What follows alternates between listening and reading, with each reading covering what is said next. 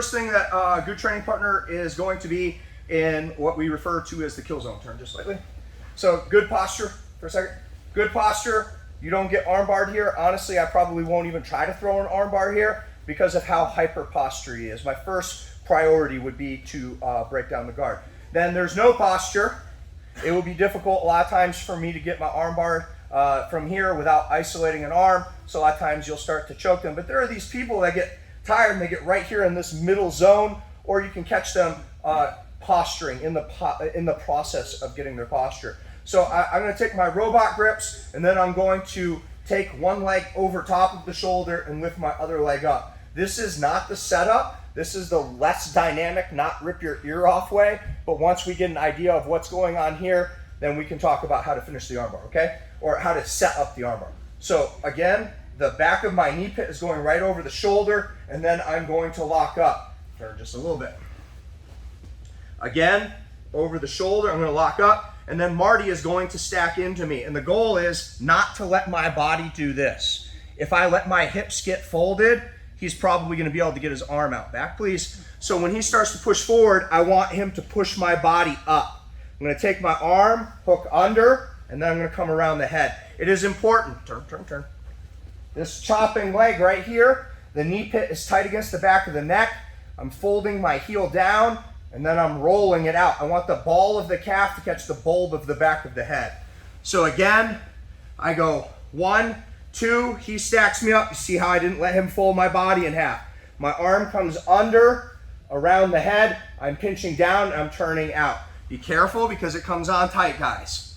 1, 2, he stacks, under, around, and you can see I'm chopping down and rolling that foot out. Obviously, a good pinch of the knees as well. Good place to start, and then we'll liven it up and make it look like a real armbar in a minute. Let's try it. 1, 2. If you having trouble putting your knee pit over the shoulder, and that's because your training partner isn't exactly right in the right spot for you. Maybe your legs are long, they're not.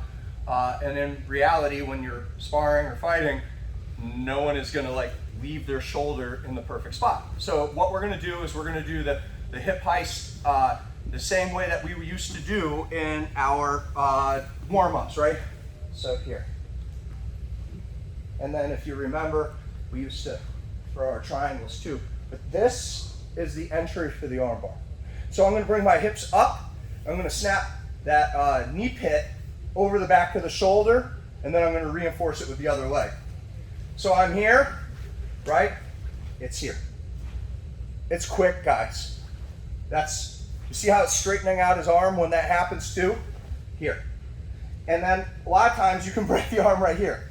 Turn. And so I want 2 taps. Robot arms, hips up. I want this one first and then let off. And the reason that they stack is because I'm trying, yes, he wants to get away from that. Now when I come over, turn your butt that way, right there. I am seeing a lot of this. And that will allow him to lift his head. If he lifts his head, then the arm's going to come out. So when you bring this down, your heel absolutely needs to be over the floor. Now lift your head, pull your arm out. None of that's happening.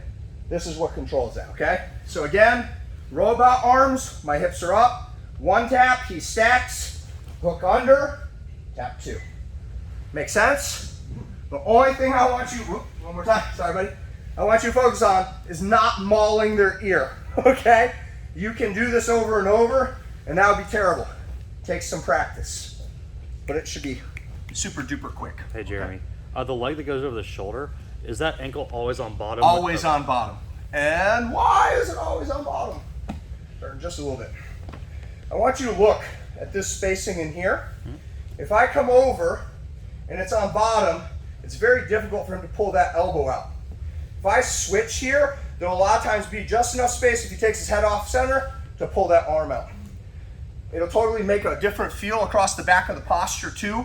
When the calf is on bottom, look at where my calf makes connection across here to keep his posture broken. And if I switch over here, he can lift that shoulder, and that's when the arm starts to come out too. That makes sense? It's just so much tighter. Let's try it. 1, 2. And you lose the arm bar, right? If you get a good hip jump up, right, and you catch over the shoulder, you should finish the arm bar.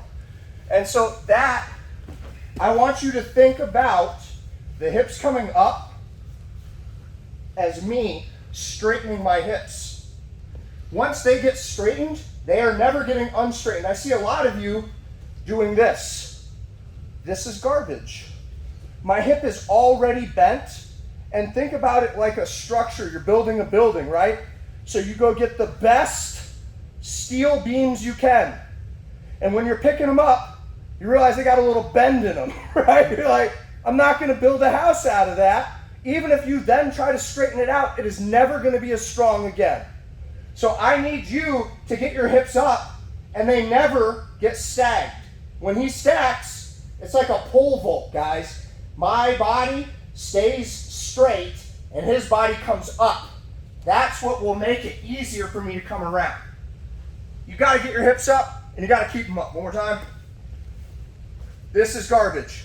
Push forward. This, if you think, go ahead, push forward. If you think you're going to come here and then do this, it's not even the same thing.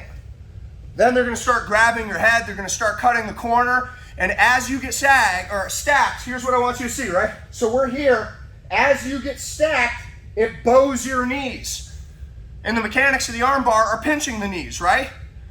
You cannot let your hip get bent. So use the hips up to straighten your hips. You have a posture on the ground. And then keep them up the whole time until they tap to the second arm bar. Let's try it. 1, 2. Is the domination of the arm really comes as a byproduct of the hips going up. And sometimes they'll get just enough bend in their arm.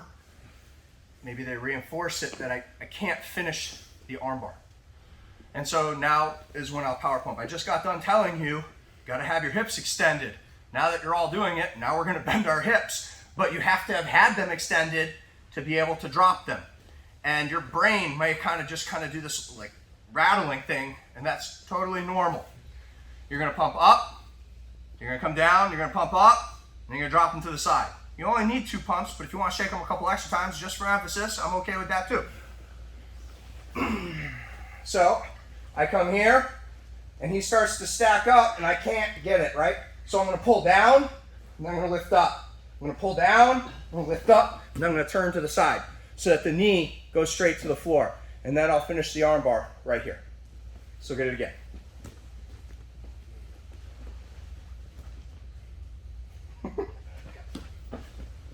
Just like this.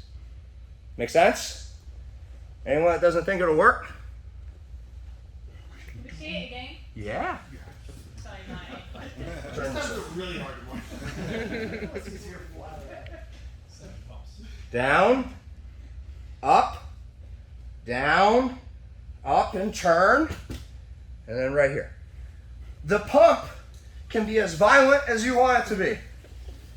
It may take 5 or 6 pumps to get them over, but what I can tell you is I've done this in competition at the advanced level, and it's just really hard to keep your posture. Posture's like this fine-tuned, keep my shoulders in, and the pump, pump, pump, pump, like it's really hard. If they post a foot, you armbar them the first one. They don't post a foot, they fall on their side, you get the armbar. Don't move your legs. It stays in the lock over. Let's go. 1, 2.